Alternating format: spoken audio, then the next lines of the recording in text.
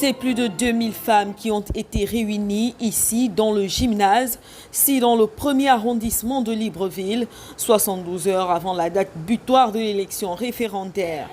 Dans la salle, l'ambiance est électrique. Des femmes entretenues par des leaders politiques féminins sur les avantages de voter carton vert au prochain référendum.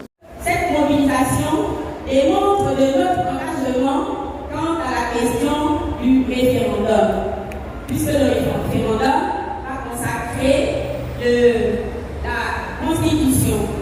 Cette Constitution qui met en avant la structuration de la nouvelle famille, le respect qu'on va accorder désormais aux familles.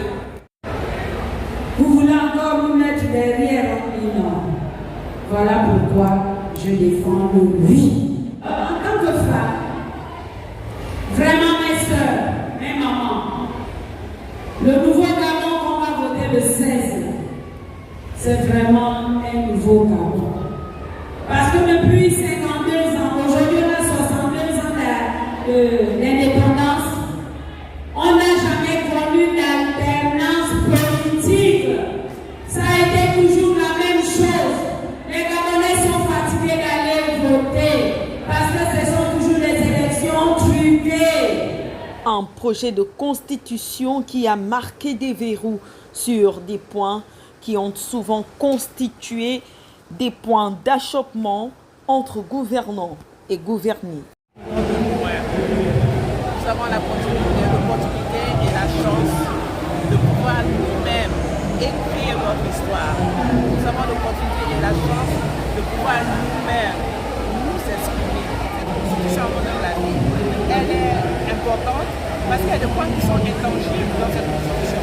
Des points intangibles, c'est par exemple, on ne peut pas changer le mandat présidentiel et de 7 ans renouvelable. On ne peut pas avoir de dynastie au niveau du pouvoir. C'est important. Ça donne donc de l'espoir à d'autres Gabonais. Ça permet à d'autres personnes de pouvoir rêver. Ça permet à d'autres personnes de se dire « Ah, je suis ici ma place et je peux aussi faire quelque chose pour lui ». Ce qui n'était plus le cas, c'était aussi les points importants aussi, qui pour moi est un point fondamental, c'est celui de la famille. La famille est composée d'une mère et d'un père. La junte féminine ici rassemblée a développé les avantages de plusieurs articles dédiés à l'émergence de leur genre sur les plans politiques, social et économiques. De multiples arguments pour un oui écrasant pour les femmes le 16 novembre prochain.